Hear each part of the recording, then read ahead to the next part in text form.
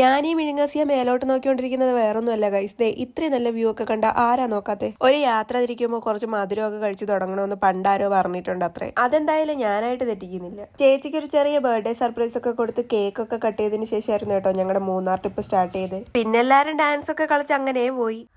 ഈ കുത്തിയിരിക്കുന്ന വേറൊന്നും കണ്ടല്ലോ കേട്ടോ. എനിക്ക് ആ വൈബ് അങ്ങോട്ട് സെറ്റ് ആയില്ല. അങ്ങനെ രാവിലെ അടിമാലി എത്തി. ഫുഡ് റെഡിയായി വരാൻ ഇനിയും ടൈം ഉണ്ടെന്ന് അറിഞ്ഞ വിഷമത്തിൽ ആദ്യം തന്നെ കുറച്ച് ചിപ്സ് അങ്ങെടുത്ത് തിന്ന്, അല്ലെങ്കിൽ വയറ്റിനൊരു സുഖം കിട്ടൂല. അങ്ങനെ കുറച്ച് കഴിഞ്ഞപ്പോൾ എല്ലാം റെഡിയായി. നല്ല അടിപൊളി പുട്ടും പയറും പപ്പടവും പിന്നെ ഡെക്കറേഷൻ ഒരു മുളകും. പിന്നെ നമ്മൾ നേരെ ട്രക്കിങ്ങിന് പോയി. ഈ മാമന്റെ ജീപ്പിലാണ് ഞങ്ങൾ ട്രക്കിങ്ങിന് പോയത്. ആള് നല്ല സൂപ്പർ കൂൾ ആൻഡ് കമ്പനി ആയിരുന്നു. ആളുടെ വണ്ടിയൊന്നും ഞാൻ അത്ര പെട്ടെന്ന് അങ്ങ് മറക്കൂല ഗൈസ്. കാരണം ആറ്റുനോറ്റ് ഞാൻ കൊണ്ടു നടന്നൊരു കൊക്കോക്ക ആളുടെ വണ്ടിയിൽ വെച്ച് ഞാൻ മറന്നിട്ട് വന്നു. പോണ വഴിക്ക് ദേ കാണുന്ന വെള്ളച്ചാട്ടത്തിലൊക്കെ ഇറങ്ങി. ഞാൻ ഇറങ്ങിയില്ല ഗൈസ്. ഞാനും കൂടെ പോയ ആര് വീഡിയോസ് ഒക്കെ എടുക്കും. പക്ഷെ എല്ലാരും പറയുന്നത് എനിക്ക് വെള്ള അലർജിയാണ്.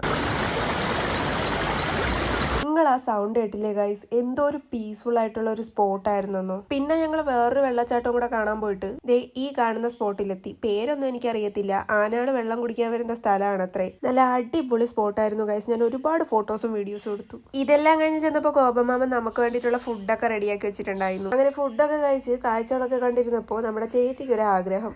ഈ വലിഞ്ഞു കയറുന്നത് കാണുമ്പോഴേ നിങ്ങൾക്ക് കാര്യം മനസ്സിലാവും. അതെന്തായാലും നമുക്ക് നെക്സ്റ്റ് വീഡിയോയിൽ കാണാം.